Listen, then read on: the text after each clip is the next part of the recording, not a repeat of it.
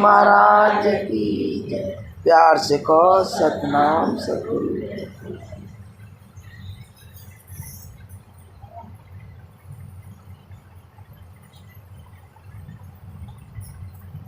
सभी माताओं बहनों के भाइयों के चरण बंदनों में मेरा कोटि कोटि प्रणाम।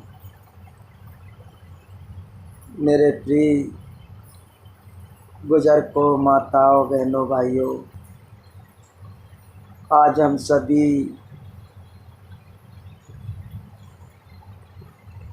इस दुनिया में जब से हम आए हैं, प्रभु ने हमें भेजा है। हमने अभी वापस जा कर के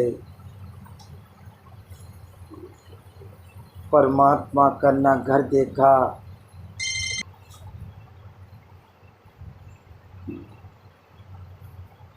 आज हम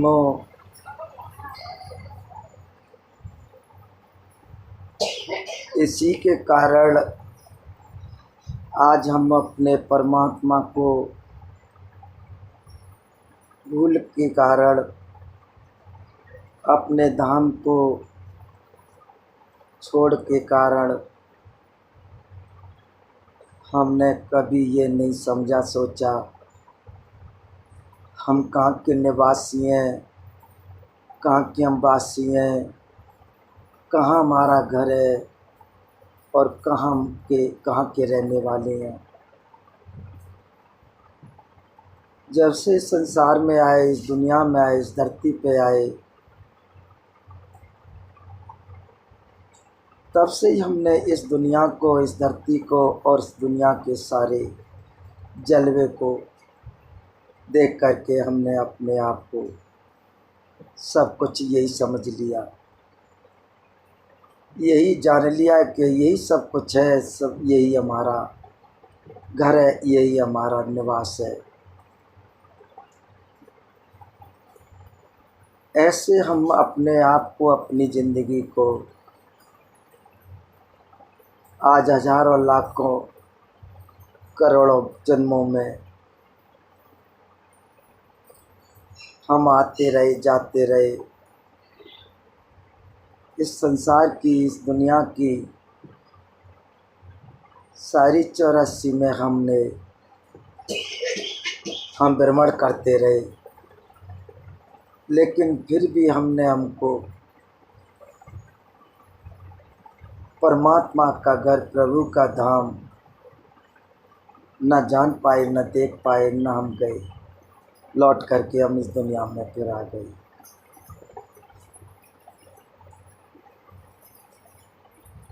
आज हमें इस दुनिया के 84 के चक्कर काटते काटते हमें लाखों वर्ष हो गई, करोड़ों वर्ष हो गई, पर हमने अपने इस हमें चक्करों को, इस दुनिया के आज हम घेरे को और इस दुनिया की 84 को हम पार नहीं हो सके, इसमें से हम निकल नहीं सके। जैसे एक इंसान अगर संसार में अंधा होता है और एक इंसान जब अंधा हो जाता है और उस इंसान को अगर हम बिना किसी सहारे, बिना किसी के बताए अगर उसको जहाँ भी छोड़ दें, जहाँ भी उसे हम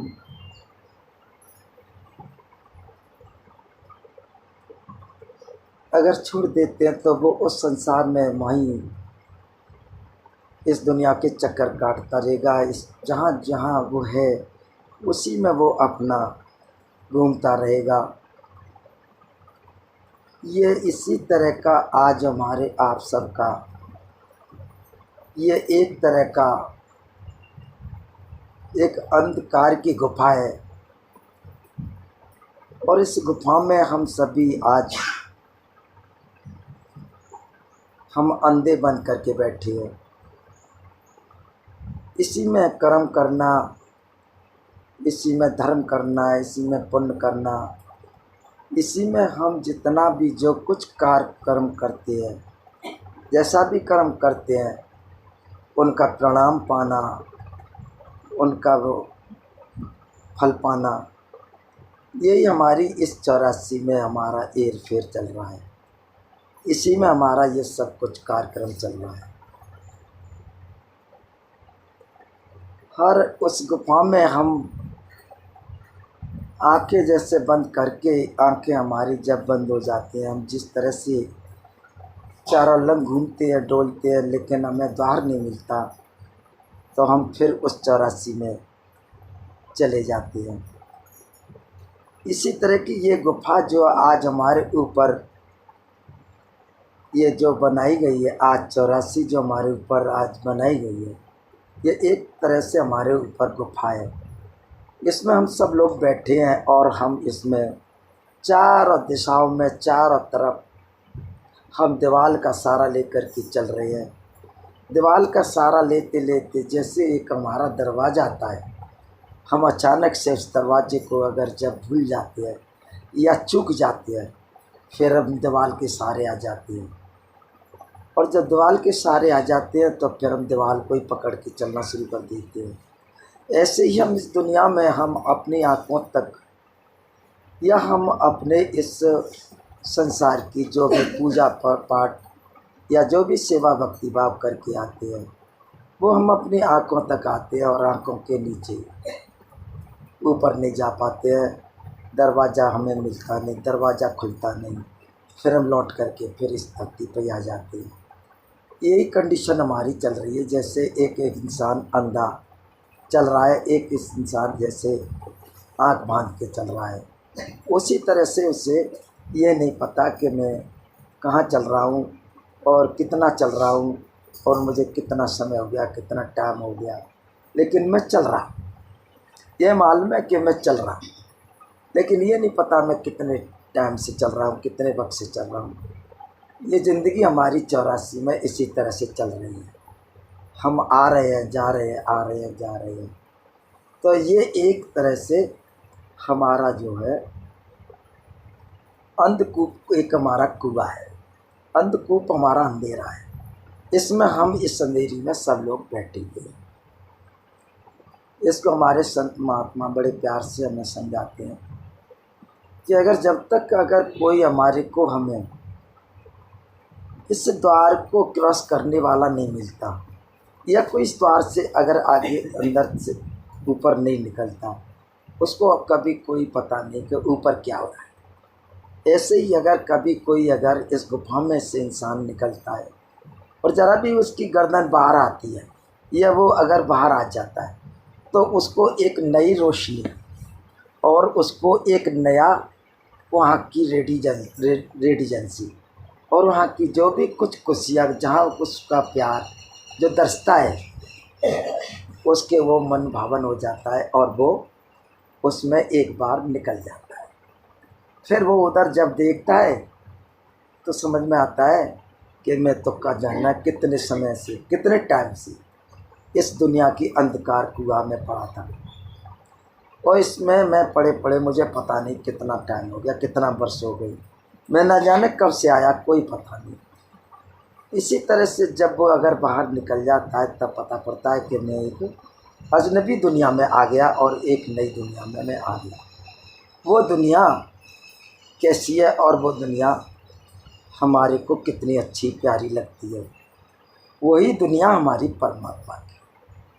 हम इस दुनिया में आते हैं और जाने कितने कर्म करते हैं, कितना कैसा हम पुण्य दान करते हैं या कोई भी सेवा भक्ति भाव करते हैं। कोशिश तो हमारी यही रहती है कि हम इस अंधकार से, अंधेरे से निकल जाएं और हम एक प्रकाश में आ जाएं, लेकिन हम नहीं आ पाते। ऐसे कहते हैं संत महात्मा के अनेक कर्म करे बहुत तेरे, पर सब ने बंधन तेरे। कहते कि कर्म तो हमने अनेक करे हैं, और अपनी जिस दयावास के लिए करे, अपने जीवन कल्याण के लिए किया, अपने भले के लिए किया, या अपने हम कोई स्वार्थ के लिए किया। लेकिन कभी कोई हमारा आज बंधन, हम निर्बंधन नहीं। निर्बंधन का मतलब होता है जो बंधन बंधन है हमारे पास। कहते हैं ना कि अगर जेली की हथकड़ी पड़ी है और जब तक अगर हथकड़ी बेड़ी नहीं अगर टूटती या नहीं वो अगर हटती, तब तक वो बेड़ी में रहता है, वो हथकड़ियों में रहता है। ऐसे ही कर्मों की हमारे अंदर बेड़ी पड़ी है, और हम जो भी कर्म करते हैं, जैसा भी कर्म करते हैं, इन कर्मों में हमें आना जाना पड़ता है। लेकिन जो भी हमारा कितना भी अगर कैसा भी अच्छे से अच्छा कर्म है, कितना भी अच्छे से अच्छा परोपकार है, और कितना भी अच्छे से अच्छा अगर हमारा दान धर्म है, पुण्य है, हमारे अनेकों प्रकार के पुण्य हैं, कर्म हैं, अगर हमारे जितने भी जो धर्म है, सब कुछ हमारा ये है, हम सेवा भाव करते हैं।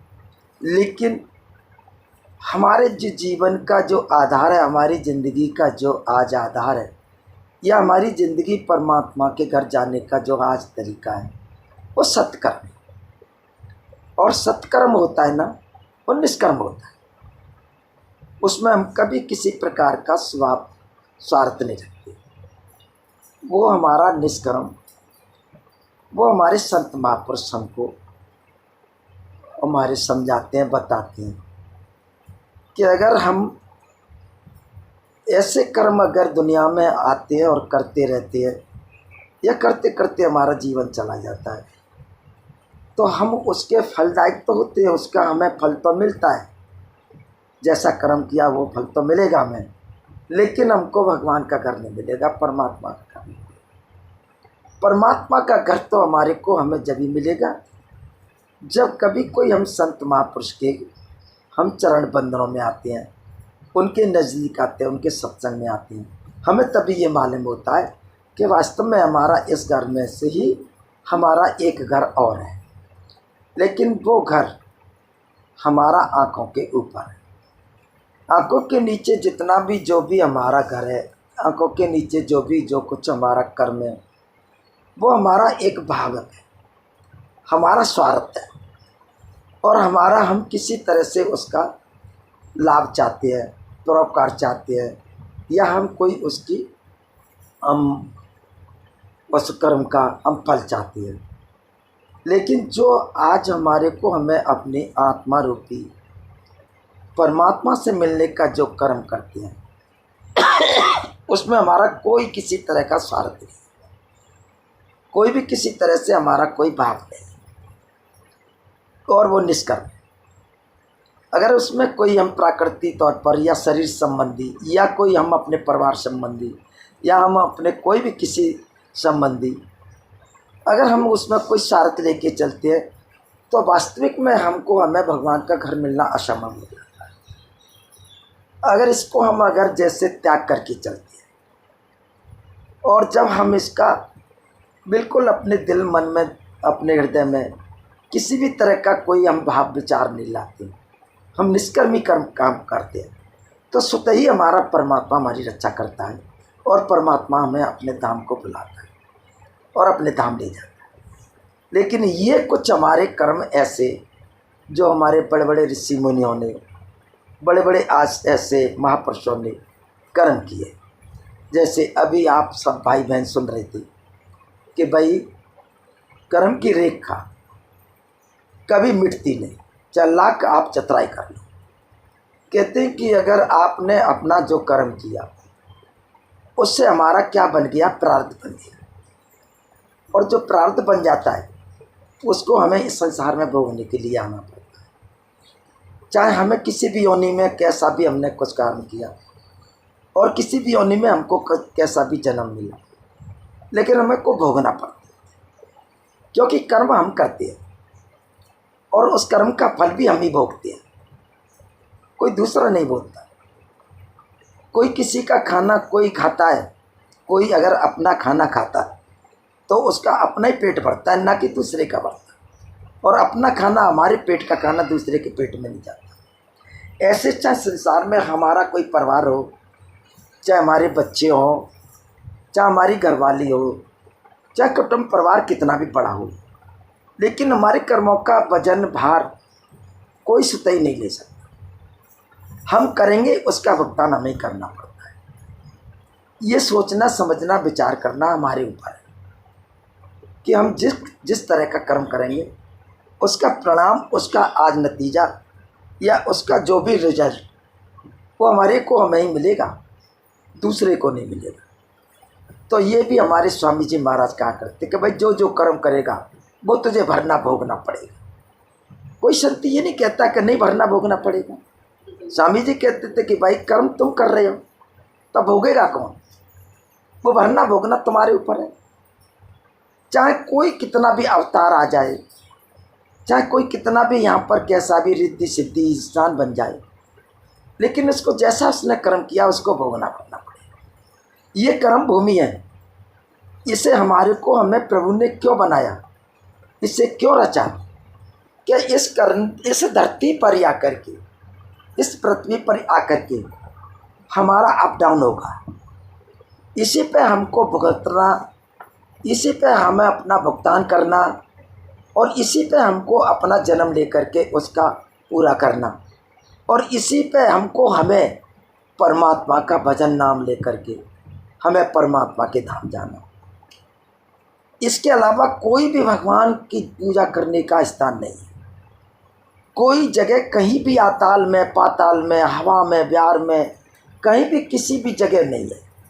प्रभु ने इसको इस तरह से रचा कि अगर कोई भी, अगर सुर असुर, कोई भी किसी तरह की अगर कोई भी आत्मा आती है, कोई भी अगर सब यहाँ पे आते हैं, सुर असुर, दैवी देवता आते हैं, उनको यहाँ पे अपना प्रणाम देना पड़ेगा या यहाँ पर अपना जो भी कर्म करना पड़ेगा। चाहे देवता हो, चाहे ऋषि मुनि हो, चाहे कोई संत महात्मा हो, अगर वो छुटकारा चाहते हैं या वो अपनी ज़िंदगी को ईश्वर परमात्मा से एक में करना चाहते हैं, तब भी उसको यहाँ भजन करना पड़ेगा, तब भी प्रभु का नाम यहाँ लेना पड़ेगा। और अगर उसको अपनी रिद्धि सिद्धि करना है तब भी उसको यहाँ पर करना पड़ेगा। चाहे गुफा में करे, चाहे पहाड़ों पर करे, चाहे पर्वत पर करे, चाहे धरती पर करे, चाहे पानी के किनारे बैठ के करे, प्रणाम उसको यहीं करना पड़ेगा। यहाँ के अलावा कभी कोई और ब्रेक और कोई रास्ता नहीं, और कोई जगह नहीं जहाँ वो कर सके। तो यहाँ पर ये हमारे सभी ऋषि मुनि महात्माओं ने कर्म पर बहुत जोर दिया है, क्योंकि कहा है और यही कहते हैं, जो भी हमारा संत ऋषि मुनि जाते हैं या परमात्मा से मिलते हैं, उनका कहने का भाव यही है कि कर्म प्रधान विश्व कर रखा और जैसा कर्म करे वैसा फल चाखा। उन्होंने इस पर ब्रेक नहीं लगाया कि कर्म पे ब्रेक लगेगा, नहीं, भोगना पड़ेगा, प्रधान है। इसमें हमारी कोई चीज़ प्रधान नहीं है, लेकिन ये कर्म प्रधान है। और कर्म हम प्रधान के अनुसार करते हैं या हम कुछ अपना सोच समझ विचार करके करते हैं तो कुछ हमारा जीवन बदल जाता है। या अगर हमारे को हमें ऐसा कोई अगर संत महात्मा मार्ग रास्ता मिल जाता है, हम उस पर अगर विश्वास अटल होकर के हम उसी तरह से नियमावली से या रोज़ाना से नियम धर्म से हम अगर उसका जो भी पाठ पूजा करते हैं, जो भी हम उसका भजन सुमरन करते हैं, तो हमारा ज़िंदगी का और भी अच्छा स्टेट बन जाता है।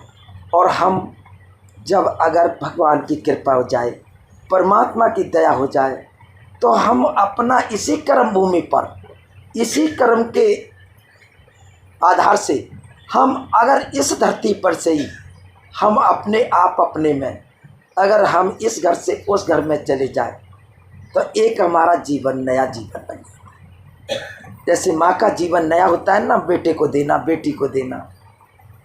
माँ एक बेटी को जन्म देती है, माँ बेटे को जन्म देती है, एक नया जीवन। ऐसे संत सतगुरु आते हैं, वो हमारे को हमारे कर्मों के अनुसार या हमारे को भजन भक्ति के अनुसार करा करके हमें भी वो एक अपना नया जीवन दे देते और हमको एक ऐसा नया जीवन जो परमात्मा में जो जा करके एक में हो जाए। कभी हम अटंबर लेकर के, कभी हम इस संसार की माया मोह लेकर के, हम इस दुनिया का कितना बड़ा अगर कोई हमारे ऊपर हमारे बात, कितना धन हो, जड़ हो, जायदाद हो, या कोई भी घर हो, मकान हो, कुछ नहीं जाता। हम सभी भाई बहन जानते हैं कि हमको और हमारा ये शरीर भी नहीं जाता, तो ये शरीर भी हमको त्यागना पड़ता है, ये भी छोड़ना पड़ता है। तो साथ हमारे जो जाता है वो हमारे साथ क्या जाता है? परमात्मा का नाम, प्रभु का ध्यान, परमात्मा का नाम, प्रभु का ध्यान हमारे साथ जाता है, बाकी कुछ नहीं जाता। ये सारी चीज़ें, ये सब यहाँ की यहीं रह जाती है। तो जो चीज़ हमारे को हमें जाती है, जो चीज़ हमारा साथ देती है, जो गुरु हमारा साथ देता है, नाम साथ देता है, जो प्रभु से हमें मिलाता है, उसका हम पालन नहीं कर पाते, उसकी हम बताई हुए मार्ग रास्ते पर नहीं चल पाते। क्योंकि हमारा यहाँ पर जो है ना, आज हम दो भागों में बटे हुए हैं। अगर ये दो भागों में नहीं अगर जीवन बटा होता, एक ही भागों में अगर हमारा जीवन होता, तो शायद हम परमात्मा की खोज नहीं कर पाते। और अगर हम परमात्मा की खोज में अगर रहते, तो आज हम इस धरती पर नहीं आते। लेकिन प्रभु ने यहाँ पर दो भागों में बांट दिया। और दो भागों में कब बटा कि मैंने आपको कई बार ये बताया। एक बार इस कालदेव भगवान निरंजन ने 88,000 वर्ष एक पैर पर तपस्या करी।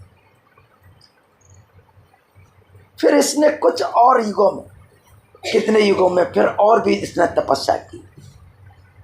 वही हमारा परम पिता परमेश्वर बहुत प्रसन्न खुश होकर के इस निरंजन के पास आया और कहा कि निरंजन, इतनी अगर अच्छी भक्ति के अनुसार और ऐसी अटल भक्ति के अनुसार मैं बड़ा प्रसन्न हूँ। मेरे से जो कुछ तुम वरदान मांगना चाहते हो मैं देने को तैयार। सज्जनों, कभी कोई प्रभु से दूरी नहीं थी, परमात्मा से कभी हमारा रास्ता दूर नहीं था। न नाता दूर था, न ध्यान दूर था, न प्रभु दूर थे, न हम ही दूर थे। लेकिन जब ये निरंजन ने भक्ति करी, आज इस निरंजन ने ही हमको दूरी कर दी। इसने 3 वरदान ऐसे मांगे जो आज परमात्मा से दूर हो गए और जन्म जन्मांतरों से परमात्मा को भूल गए। पहला वरदान मांगा, अगर प्रभु आप मुझे प्रसन्न होकर के वरदान देना चाहते हो तो आप मेरे मांगे हुए वरदानों को स्वीकार करना होगा। उन्होंने बिल्कुल, आया हूँ मैं इसीलिए, तेरी भक्ति का आज मुझे बड़ी प्रसन्नता है और तू मांग ले। पहला वरदान उसने मांगा, प्रभु जो आपने अपनी पावर से, अपनी ताकत से सृष्टि की रचना करी है, उस रचना का जो भी भाग आपकी रचना से, जहाँ जो कहते ना बॉर्डर है, आपने देखा है कभी राजस्थान का बॉर्डर, कभी महाराष्ट्र का बॉर्डर, कभी मध्य प्रदेश का बॉर्डर हमको क्रॉस करने पड़ते हैं। और हर बॉर्डर पे हमको पूछा जाता है आप कहाँ से आए। हर बॉर्डर पर बताया जाता है कि आपको, आपके पास कोई परमिट है, आपके पास कोई परमिशन है तो हमको पास करते हैं, नहीं तो हमको रोक लेते हैं। उसने वहाँ तक इसको मांगा जहाँ तक भगवान का बॉर्डर था, भगवान का जहाँ तक उसकी बंदिश थी। इन तीनों लोगों को उसने इस सृष्टि की रचना के अनुसार मान लिया और तीनों लोगों पे बसी हुई हमारी आत्माओं को, और जो भी जिस तरह से भी हमारी आत्मा प्रभु ने यहाँ भेजी, इन सबको मान लिया कि जो भी 3 लोक में, जो भी सृष्टि में रची हुई सृष्टि में जो भी कोई आत्मा जहाँ भी है, और जिस तरह से भी हैं उन आत्मा को मुझे प्राप्त। पहला वरदान उसने हमारी सृष्टि को मांग लिया।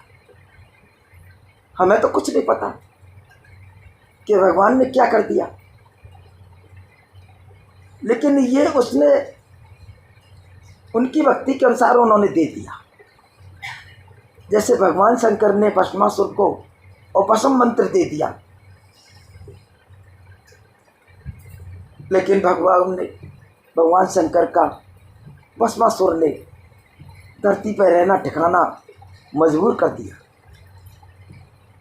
तो ये तो सिद्ध पुरुष थे, वही देवता उनको दे रहे हैं और वही देवता पछता रहे हैं, लेकिन भगवान पछताता नहीं। भगवान हमारे को कभी पछताता नहीं। अगर हम भगवान के घर में जाती हैं, भगवान हमको गले और छाती से लगा करके, जैसे हमारी बेटी ससुराल से आती है, माँ बाप छाती से लगाते हैं, मिलती है, हम उसको आदर भाव से उसके ऊपर हाथ टेकते हैं, बेटी खुश हो, प्रसन्न हो। बेटी कहते हैं मैं बहुत प्रसन्न खुश हूँ, तो वो उसकी खुशी से हमें खुशी प्राप्त होती है। ये हमारी वही सिद्धांत है कि हमारी आत्मा जब प्रभु के धाम जाती है, इस काल निरंजन के जायरे से, तो भगवान बड़े प्रसन्न होते हैं। वो कभी ये नहीं कहते कि तू ये क्यों आ गई, ये नहीं कहते तू कैसी आ गई, लेकिन कहते नहीं तू आ गई, यही मेरे लिए बहुत कुछ है, खुशी है। तो बड़े प्रश्न होते हैं। इस काल देव भगवान ने हमको इस सृष्टि पे इस तरह से मांग लिया कि हम उसके बंदिश में आ गए। दूसरा वरदान उसने मांगा कि प्रभु अगर ये आपका ध्यान करेंगी, आपको याद करेंगी, तो ये डायरेक्ट आपके पास जाएंगी, क्योंकि इनको ये पता है कि मेरा परमात्मा मेरे ऊपर बैठा है या परमात्मा मेरे अंदर रहता है।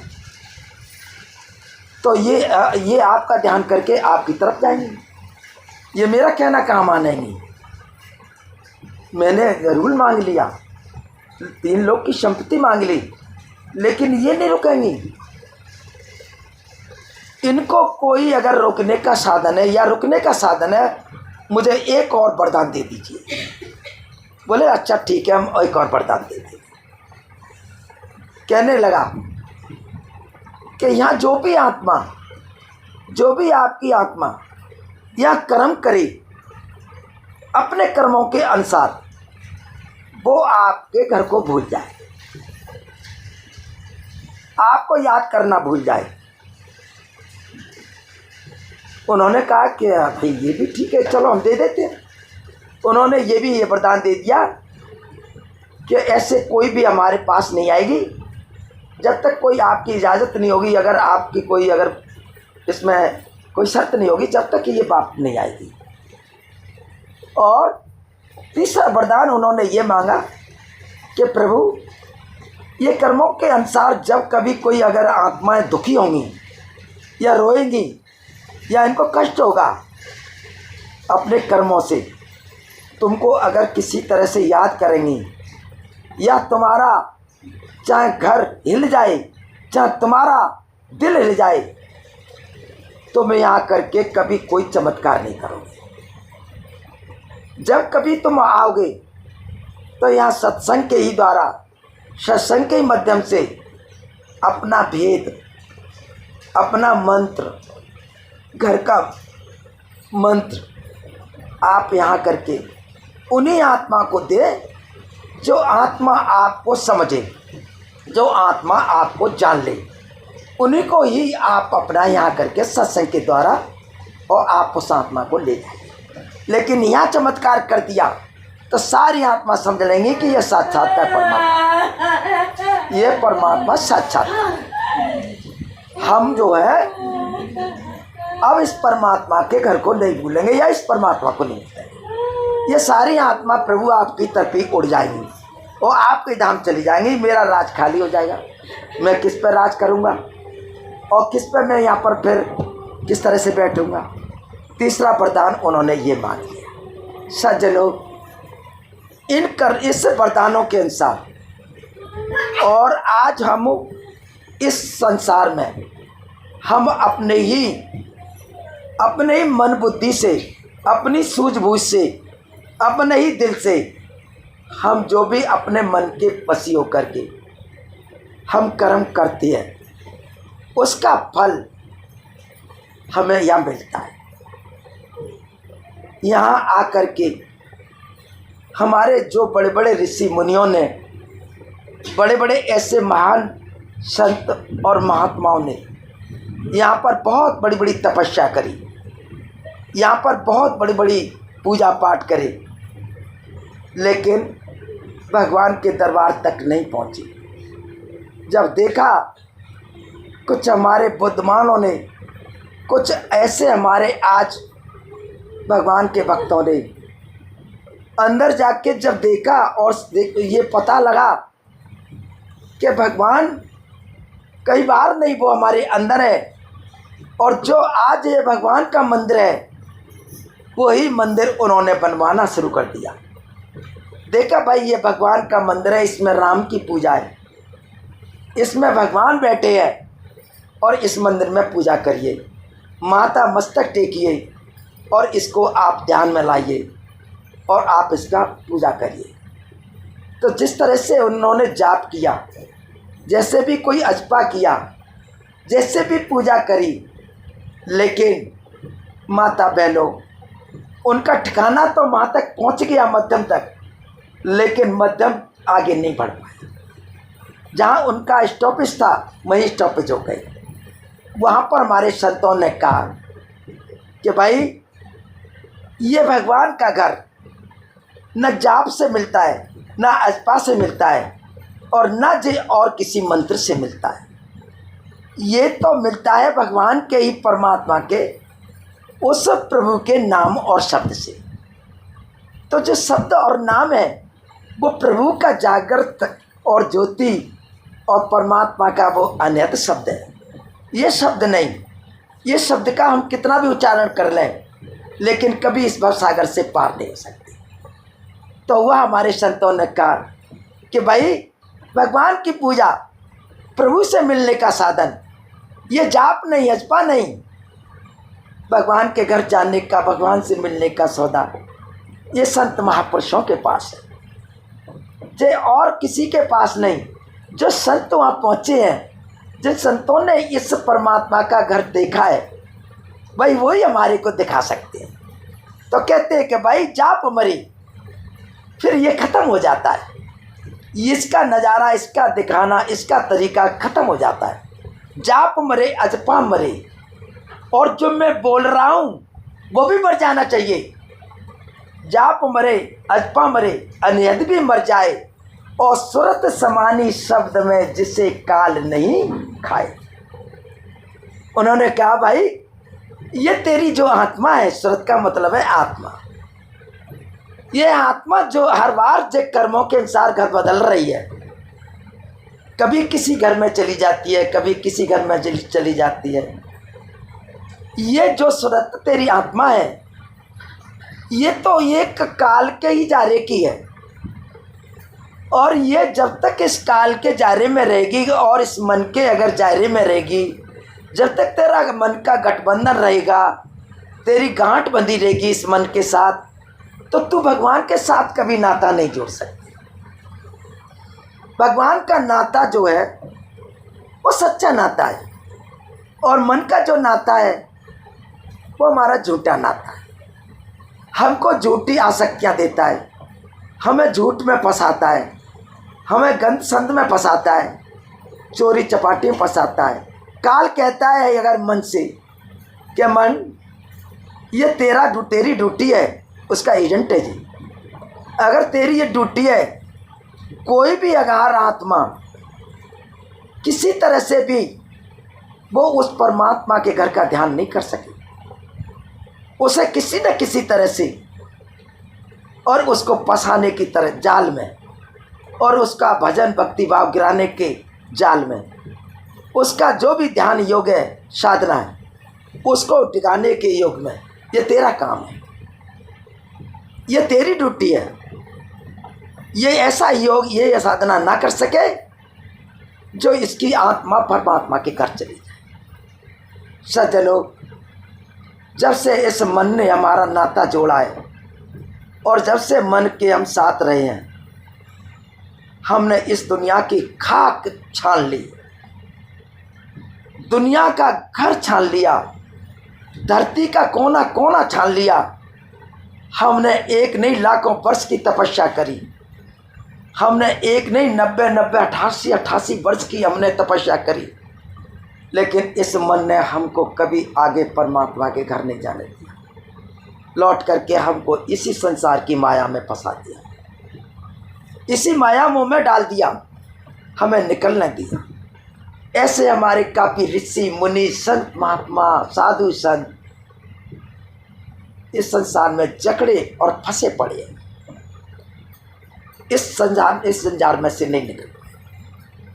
लेकिन सज्जनों, लेकिन कोई वीर सूरमा होता है। हम ये धरती के वीर सूरमा की बात नहीं कर रहे हैं, हम उन वीर सूरमा की बात कर रहे हैं जो अपनी 10 मन इंद्रियों को जीत करके और जो अपने आप अपने अगर अंदर 10वां दरवाज़ा खोल लेता है, और जब 10वां दरवाज़ा खोल के और आत्मा रूपी शरीर से परमात्मा को प्राप्त कर लेता है, उसको हम कहते हैं सूरवीर। वो हमारा सूरवीर है, वो सूरमा है, धरती के सूरमा नहीं। ये तो एक हमारी जो है ना, एक हमारा ये तो एक हमारी समझ और सोच है, ये तो हमारी जो है खुद व्यक्तिगत ताकत है, प्रभु की ताकत नहीं। प्रभु की ताकत वही है जिसने अगर अपना संसार में अस्तित्व खो दिया,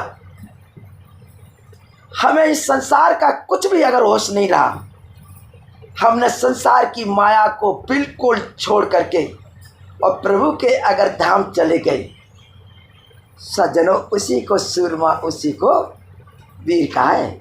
वही सूरमा, वो है हमारा सूरमा जो प्रभु से एक हो गया। तो यहाँ हमारे ऐसे काफ़ी ऐसे सूरमा बने, ऐसे आज यहाँ पर बड़े बड़े यहाँ पे छत्री बने, बड़े बड़े यहाँ पर आज राजा महाराजा बने, लेकिन सब काल के ही जाल में गए। कोई भी अगर उस काल के जाल से बाहर नहीं गया, चाहे कोई कितना भी हुआ, कैसे भी यहाँ पर कोई अवतार हुआ, कैसे भी कोई यहाँ पर आकर के कोई देवता हुआ, लेकिन काल से कोई आगे नहीं बढ़ा, काल ने आगे नहीं बढ़ने दिया। लेकिन आज इस कर्मों की गति को हम समझ नहीं पाते।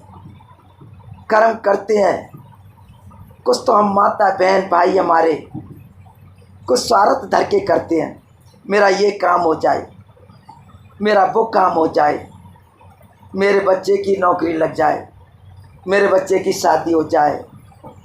सज्जनों, क्या आप जो भी कुछ अगर भजन भक्ति भाव कर रहे हैं, जो भी कुछ प्रभु का नाम ले रहे हो, क्या प्रभु अंधा है या बहरा है या गूंगा है, या वो देख नहीं रहा है, या तुम्हारी आवाज़ को वो सुन नहीं रहा है? सज्जनों, ये चट्टी भी भगवान को अगर याद करती है, उसी की आवाज़ को भी सुन लेता है। संसार में उसकी आवाज़ को कोई नहीं सुन सकता, लेकिन भगवान चट्टी की आवाज़ को सुन लेता है। वही हमारा आपका सिद्धांत है। हमें यहाँ पर कोई अपनी जिह्वा से या हम अपनी जबान से या हम अपने दिल से हृदय से आवाज़ को तेज निकाल करके या भगवान को याद नहीं करने की ज़रूरत है। मंदिर में जा कर के, मस्जिद में जा कर के, कहीं भी किसी भी स्थान पर जा कर के और हम जोर से राम राम कहें या राधे राधे कहें, क्या भगवान कभी बहरा नहीं, गूंगा नहीं? क्या बहरा परमात्मा कोई अंधा नहीं जो आज हमारी हाथी जैसी आवाज़ को सुने? माता बहनों, वो तो चट्टी की आवाज़ को भी सुन लेता है। उसी को संत महापुरुष कहते हैं। तेरी आत्मा ही चैटी है, तेरा मन आती है। अगर तू इस मन से अगर परमात्मा को याद करेगा, वो भगवान तेरे नज़दीक कभी नहीं आएगा। अगर तू आत्मा से उसको अगर आवाज़ करेगा, याद करेगा, भगवान तुरंत तेरे पास आएगा। तो चैटी की आवाज़ को भगवान सुनता है और हाथी की आवाज़ को नहीं सुनता। कितनी सोचने की बात है कि भगवान हमारी चैटी की आवाज़ को सुन रहा है और आज हाथी की आवाज़ को नहीं सुन रहा है। हमें उस परमात्मा हमारे को वो कर्म देता है, वो कर्म बताता है, परमात्मा वो कर्म कराता है जो हमें अपनी किसी भी दयावास से, हमें कोई भी अपनी अगर इज्जतिया से, कोई भी हमें संसारिक रूपी क्रिया से, कोई भी किसी तरह के हमें अपने कर्मों से हमें कुछ नहीं करना। हमें अपने आप अपने में अपने आप अपने को ढाल करके और हमें अपने आप में ही अपने को जगना, अपने आप अपने में ही हमको उठना, हमने अपने आप में ही हमें अपनी आत्मा को देखना। यही भगवान का सबसे बड़ा मार्ग रास्ता है, यही भगवान से मिलने का हमारा रास्ता है। इसमें हमको कभी कोई जबान चलाने की ज़रूरत नहीं, आवाज़ खींचने की ज़रूरत नहीं, होठ चलाने की ज़रूरत नहीं, आँख कान बंद कर, आँख कान खोलने की ज़रूरत नहीं। देखिए भगवान का रूप क्यों नहीं मिलेगा। कर्म हम पे करना नहीं आता, कर्म प्रधान है, लेकिन कर्म करते ही नहीं हम। कर्म हम संसारिक करते हैं और फल चाहते हैं भगवान का, ये कभी नहीं हो सकता। क्यों? कि भगवान हमारे ही घर में, हमारे अंदर उसका मकान, उसका घर, उसका मंदिर हमारे अंदर बनाए, लेकिन हम कर्महीन हैं। हम उस मंदिर में नहीं जा पाते हैं, हम उस मंदिर में दीपक नहीं जला पाते हैं, हम उस मंदिर में रोशनी नहीं देख पाते हैं, और हम दुनिया की बाहर की रोशनी या बाहर का आज दीपक हम जला के भगवान को याद करते हैं। भगवान कभी दर्शन नहीं देते। ऊंचे कासे महल के बागे दई खुदा, भगवान की बागे का मतलब है आवाज। हमारे ही इस मस्तक में, ब्रह्मांड में भगवान की आवाज आ रही है, लेकिन हम सुनते नहीं। हमारा कर्म हीन है, हमारा कान बंद है, हमारा कान खुला है, हमारी आँख खुली है। हम भगवान की आवाज़ को सुन नहीं पाते। हम बाहर की आवाज़ को सुन लेते हैं, बाहर देख लेते हैं, कहते हैं नहीं, अंदर के कान बंद करो, आँखों को बंद करो और आप अपना ध्यान, अंतर ध्यान करो। भगवान की आवाज़ आ रही है, राग आ रहा है, भगवान का कीर्तन हो रहा है, भगवान की रोशनी हो रही है, भगवान का प्रकाश हो रहा है। ऊंचे कासे महल में बागे दई खुदा, ये खलक निवानी सो रही, ये आत्मा ही तुम्हारी सो रही है। भगवान क्या करेगा? ये खलक निवानी सो रही, रहा खुदा जगा। संत जगा रहे हैं, संत जगा रहे हैं, वो खुदा के बराबर ही है। दे धर के आया तो इसका मतलब ये नहीं है वो खुदा नहीं है, लेकिन हम उनको कोई क्या समझते हैं? उनको तो हम एक अपना जैसा इंसान, या हम जैसा अपना भाई बहन, या हम अपना ऐसा जो ही एक मानव समझ करके हम अपने ऊपर धूल डाल देते हैं, समझ नहीं पाते। ये भगवान के संग प्रभु भेजता है और परमात्मा भेज करके कहता है भाई इन जीवात्माओं को जगाओ, ये सो रही हैं, इनको जागो। या कर कहते हैं भाई जागो, क्यों नहीं जाग रहे हो, क्यों सो रहे हो? सोते सोते आज तुमको करोड़ों वर्ष हो गए, सदियाँ निकल गई, युग निकल गए, अभी तक तुम जगे नहीं। कहते हैं कि जागो भाई, अब ऐसा कर्म करो, ऐसा कुछ अपना ध्यान करो, तुम जाग जाओ। जागने का मतलब ये नहीं कि तुम आँख खोल करके इस दुनिया में घूमो या मुंह खोल करके आवाज़ लगाओ, नहीं। आप अपना एकांत में बैठ करके आप अपना ध्यान करो, और अंतरिक्ष में अपनी आत्मा की चढ़ाई करो। आप अपने आत्मा को याद करो, अपने परमात्मा को याद करो। ऐसे संत महापुरुष कहते हैं अपने आप अपने में भाई जानो। भाई भगवान तुमको कोई किसी मंदिर में नहीं जता रहा है, वो कभी कोई किसी पुस्तक में नहीं दिखा रहा है भाई। वो कह रहा है कि अपने आप अपने में जानो, शब्द शब्द उजारा सतगुरु भेद बताए। वो अपने आप अपने में भाई खुदा बता रहा है कि तुम्हारे में ही भगवान बैठा है, वो बाहर नहीं। ये भगवान का घर है, लेकिन आपको बिना शब्द के भगवान का घर नहीं मिलेगा। जब तक शब्द नहीं है भगवान का घर। कहते हैं भाई जागो, ये जागो जागो कह करके चले जाते हैं। जागो जागो, ये जागन की है पारी, और फिर क्या जागोगे नानगा जब सोएगे टांग पसारी। अब बताइए मरने के बाद कौन कहेगा कि तू जाग जा। तुम्हारे हाथ पैर ठंडे हो गए, लंबे हो गए, पैर लंबे हो गए, तो फिर कहें कि अब जाग जाओ, फिर कहाँ जागोगे। दुनिया से चल बसे। हम जीते जागते नहीं जाग रहे हैं, और हम सो गए फिर कहें कि जागो, कैसे जागोगे।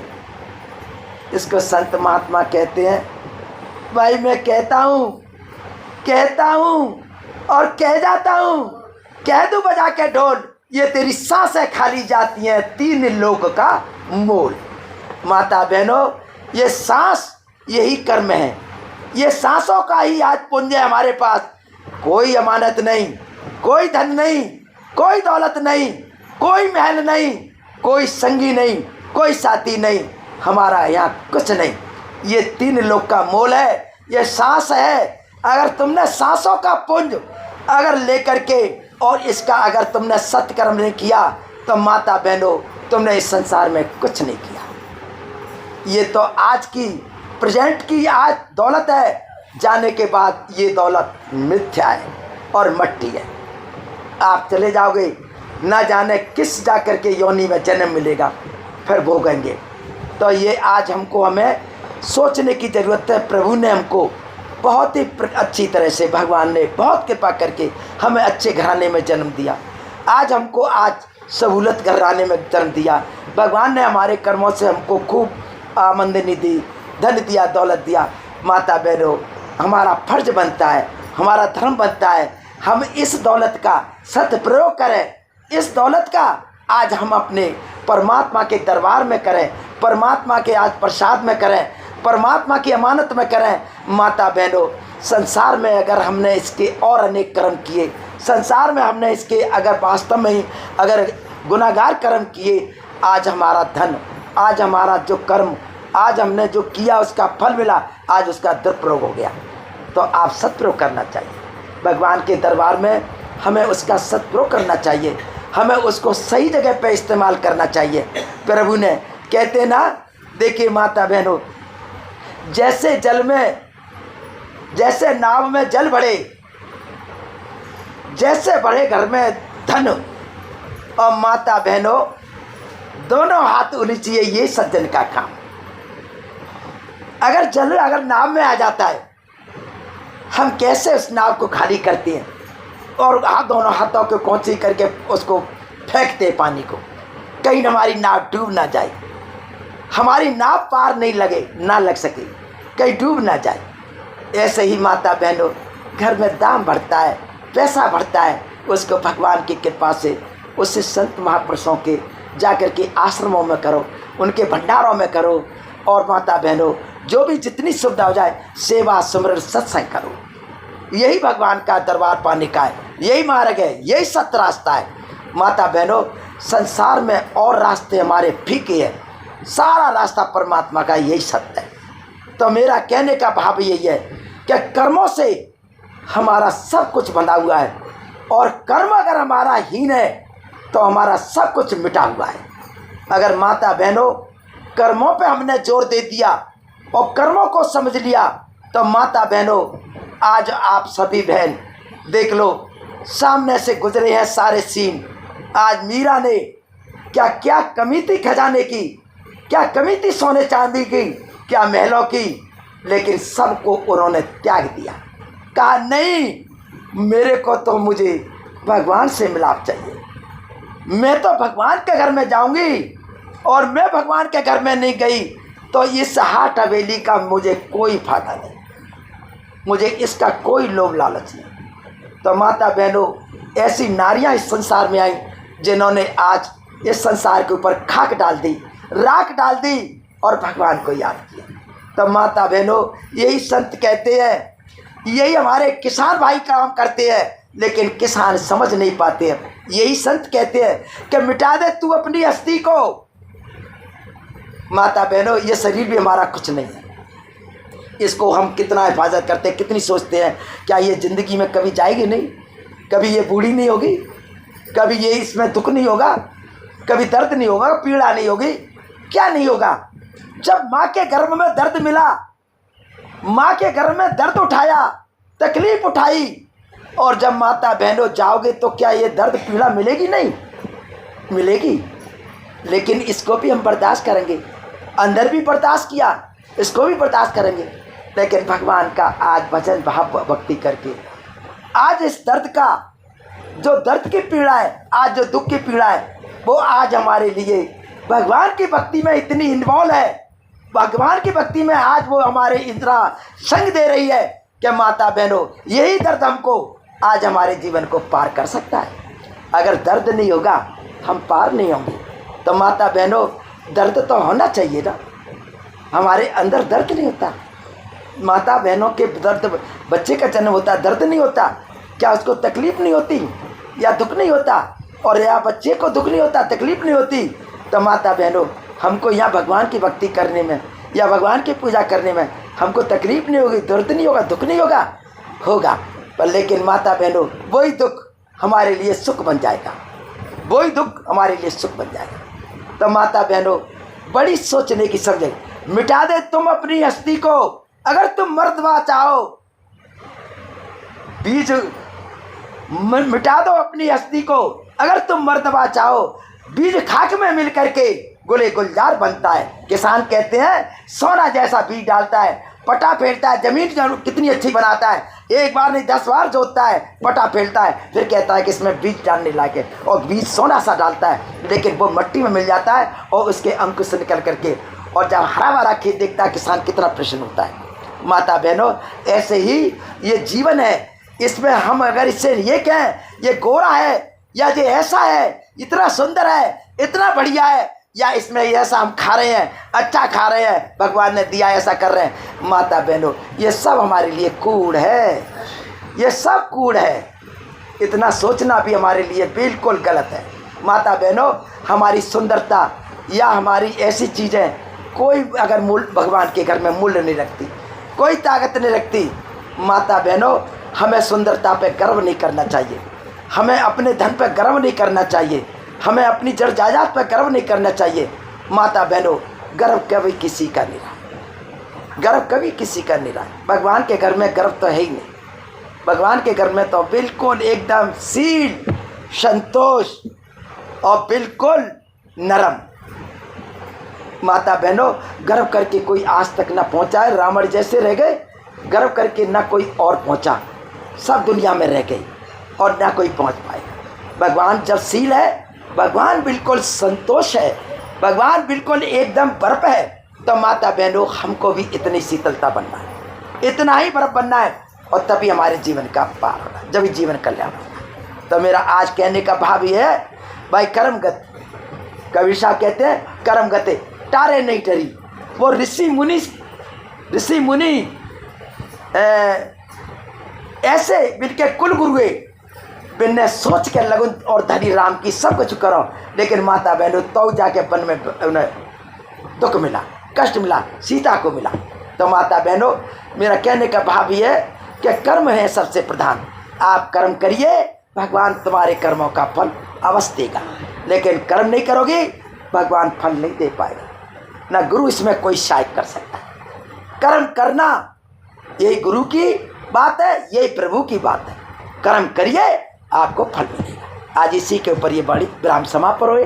बोलिए सतगुरुदेव महाराज की, प्यार से कहो। सद्गुरु तेरा ही। अब सम्मान